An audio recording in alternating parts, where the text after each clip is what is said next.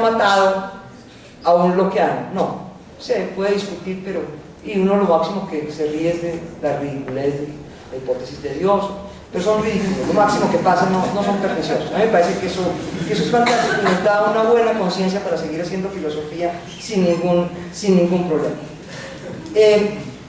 Entonces, supuesto que es crítica de la superstición, ¿cuál es el dispositivo? El único dispositivo para combatir la falsa filosofía es la verdadera filosofía, que es ciencia de la naturaleza humana. De nuevo, si logramos encontrar los límites de la mente, seremos mucho más proclives a la obediencia ciega a la autoridad civil o eclesiástica. Entonces, claro, ahí viene la pregunta, bueno, ¿y hasta dónde? Que es un poco, por eso les leí el texto de Caronte, el imaginario diálogo con Caronte. ¿Hasta dónde puede la filosofía pretender ganar la batalla contra la superstición? Es muy difícil de saber. Hume tiene textos, por ejemplo, en el principio del ensayo sobre el suicidio, creo que alguien va a hablar de eso también aquí. Él dice que el único antídoto para la falsa filosofía y para la superstición es la filosofía, que da toda la fuerza. Esa es la visión más optimista. En las otras obras él piensa como Caronte que nunca la filosofía va a triunfar, porque no solamente hay una proclividad natural de la mente de la superstición, sino que está toda la cultura teológica y religiosa que nos ha socializado en ese contexto. Ahora, de nuevo, lo que a él le interesa es que la metafísica adulterada es una irresponsabilidad con la humanidad, porque lo que genera la superstición es el proyecto de vidas artificiales que por lo tanto pierden aquello que es fundamental a la especie humana, que es el sentimiento de humanidad. O sea, él cree que nosotros podemos construir un mundo tolerante y pacificado en perspectiva cosmopolita si nos viéramos obligados a vivir una vida artificial de las virtudes que él llama monacanas. ¿Cuál es la virtud o qué sale para la verdadera de la filosofía esta imagen de la guerra? Lo primero es que basta con una geografía mental. Hay que valorar positivamente la modestia y la cautela en filosofía. No hay que pretender ir más allá de lo que se puede. Segundo, hay que habituar, o permite habituar más bien, al hombre a una imagen desencantada del mundo. El mundo desencantado ¿por qué nos hemos de lamentar de que la ciencia no llegue a principios metafísicos? Es suficiente, no necesitamos más. ¿Sí? Y por otro lado, la última ventaja es que la verdadera filosofía permite la construcción de otras ciencias sin pretensión de absoluto. O sea, algunos leen la segunda investigación como una aplicación de toda la ciencia y la naturaleza humana y del método a cualquier otra ciencia, incluida con dificultades, pero incluida la discusión sobre la religión. Básicamente, esto genera un énfasis en que el discurrir de la verdadera filosofía es mucho más cercano a la conversación que a la argumentación. La conversación no busca acuerdos, la argumentación procura buscar acuerdos. La conversación es el espacio de la diferencia que refina los sentimientos y las afecciones mutuamente. Básicamente lo sugerente aquí es que el verdadero filósofo ejerce todos los poderes de la mente al hacer filosofía.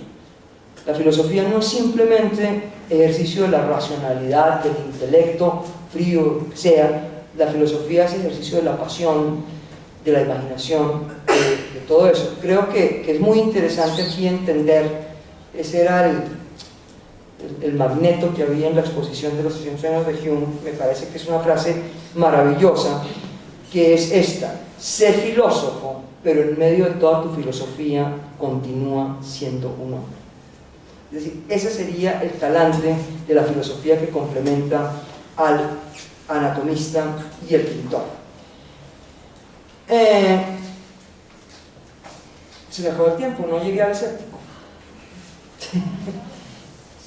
Tal vez en lugar, voy a darles una pista sobre el escéptico, que entiendo yo, regálenme 5 minutos. El tema, creo que dirimir si Hume es un escéptico y qué tipo de escéptico es un falso problema, porque todas las categorizaciones del escepticismo son anteriores a Hume, entonces eso no. Yo creo que el escéptico es una metáfora de identidad filosófica y que Hume toma el escéptico en su sentido literal, etimológico, que es, el escéptico es el investigador, ¿sí? Skepsis es búsqueda, es investigación. Entonces, en ese sentido, creo que es fundamental leer el texto de la conclusión del libro primero del tratado, donde él narra la crisis escéptica. Yo creo que los efectos, muchísimos autores, los analíticos, se saltaban automáticamente. Un ejemplo típico, por ejemplo, es el texto de Peirce, que fue muy famoso. El tipo ignora por completo, le parece que eso es retórica barata y que además es que eso es mentira.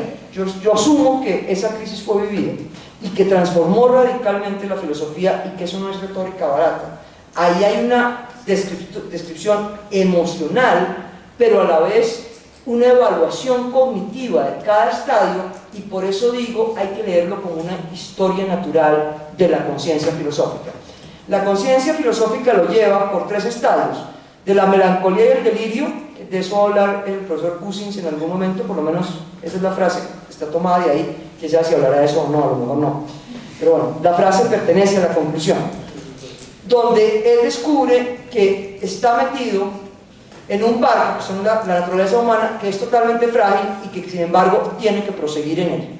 Entonces se da cuenta de que la filosofía está en un dilema: o le sigue los vuelos de la imaginación y cae en la bestialidad, o sigue los principios de la razón y entonces la razón se autodestruye.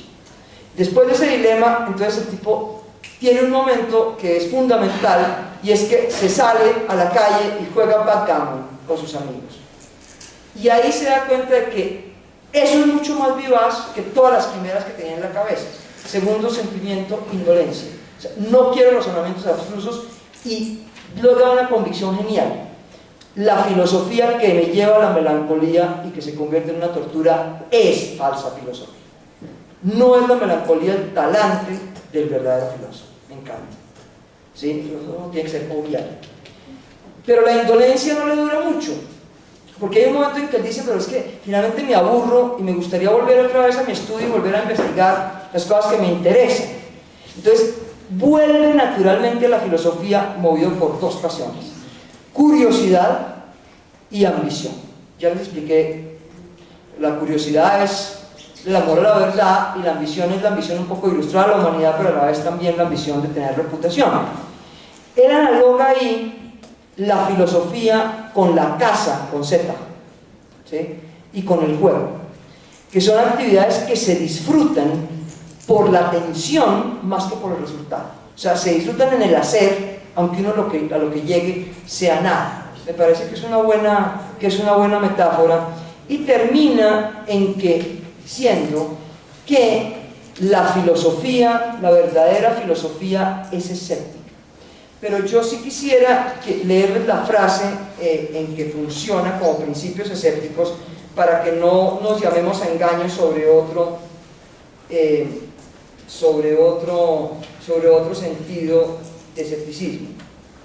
Él dice: a la filosofía llegamos naturalmente con un espíritu jovial. La palabra en español yo no la he encontrado, es in this careless manner. Si uno dice despreocupado, eso es como locha o como descuidado. No, es libre de preocupaciones y obsesiones metafísicas. Esa es la verdadera filosofía. Y dice: en ese espíritu jovial, el verdadero escéptico desconfiará lo mismo de sus dudas filosóficas que de sus convicciones, y no rechazará nunca, por razón de ninguna de ellas, cualquier satisfacción inocente que se le proponga. De tal manera que yo diría que la virtud del escéptico es el humor. O sea, la verdadera filosofía es una filosofía que tiene humor frente a sus convicciones, pero igualmente frente a sus vidas, ¿sí? El escepticismo de Hume entonces es un escepticismo no sobre las creencias habituales, es un escepticismo metafilosófico, es una forma de entender la filosofía. Yo no quiero decir con esto que no haya más cositas del escepticismo, claro, hay más cosas, pero me parece que esta función es fundamental. Como para cerrar esta charla, me parece que el escepticismo mitigado, que es lo que va a llamar en la investigación, finalmente es lo mismo que este philosophy in this careless manners. Yo diría que según lo que he hablado, uno podría decir que la filosofía de Hume, la verdadera filosofía, es una filosofía razonable. En el sentido, esto suena un poco raro porque, como les digo, la lectura oficial es que Hume descartó a la razón. Razonable en el sentido un poco rawlsiano de la palabra, esa virtud de la cooperación social, eso que no es innato, sino que se va construyendo y que se desea que se convierta en patrimonio de la humanidad y que nos permite convivir. Él dice, y yo me suscribo, en ese sentido me declaro humeana, es que su filosofía tomó partido por la humanidad. Eso sería como la... Qué pena, yo no le doy tiempo de preguntas, no le doy tiempo de nada, pero me pueden, yo creo que voy a venir a las próximas, entonces me pueden caer, o sea, pueden utilizar lo que oyeron hoy para caerme en próximas sesiones. Qué pena.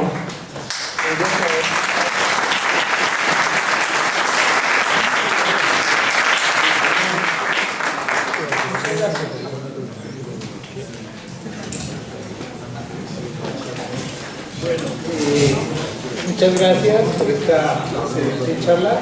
Yo quisiera, yo no sé, pues, si hay alguien, o sea, si alguien quisiera al menos una preguntita o algo que me parece que no podemos dejar escapar.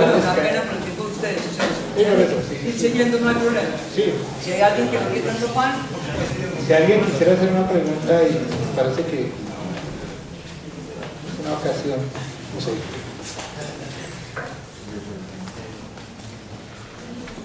¿Hay alguna pregunta? sí. Yo tengo una ignorancia y debo decir que soy ignorante de Hume. Pero bueno, pero de todas maneras es muy interesante para mí. Pero quiero decir que, bueno, uno al estar dentro de una cultura, ¿cómo puede involucrar dentro del tratado a las otras culturas que no ha estado observando y de las cuales no ha tenido impresión? A ver, en primer lugar, no es tan exacto que no haya tenido impresiones. Digamos que ya para el siglo XVIII ya había habido todos los viajes de descubrimientos y había una cierta curiosidad cultural. Si lo que me preguntas es si Hume es un multiculturalista en el sentido que hoy se habla de eso, no. Sería adjudicarle algo que no es. Y ciertamente sería interpretarlo mal si se dijera que es un comunitarista. O sea, en el debate entre liberales y comunitarios, que por supuesto no es totalmente ajeno a su pensamiento, habría que buscar que él esté en una vía media entre los dos. Ese reconocimiento de la diferencia es en la imaginación, pero siempre es contingente. Y Hume sí tiene en política una perspectiva cosmopolita muy claramente diferenciable de la de Rousseau contemporáneo. ¿Sí? O sea, él sí está pensando en términos cosmopolitas. Como te digo, no entra en todos los debates de cómo hago para reconocer al otro. Hay que entender esto. Allá el más diferente en ese momento, el más diferente era el que era de otra religión. Y ya tenían el modelo de cómo lograr tolerancia religiosa. Entonces yo creo que eso es lo que ellos entienden. Si pudimos lograr esta vaina de que no nos manden a la Torre de Londres según el rey que esté de turno, ¿sí?, podremos lograr respetar cualquier diferencia. No sé si eso sea verdad. Autores como Habermas y como Rawls piensan que ese es el modelo para pensar cualquier inclusión de la diferencia en la actualidad. Pero digamos que no se plantea ese problema. Ahora, también hay otra cosa. Europa en el siglo XVIII es etnocéntrica, o sea, Europa es el mundo, ¿no? Entonces ya para él haberse abierto el Canal de la Mancha y estar viendo en Londres a los parisinos y a los holandeses. Ya para él eso es cosmopolitismo. Entonces, no sé si te respondo en alguna medida, pero ciertamente su perspectiva es cosmopolita. ¿Hay alguna otra pregunta? La Samantha ya me ha cansado. Como les digo, me someto a las caídas en Bueno, muchas gracias. Adiós. Ustedes.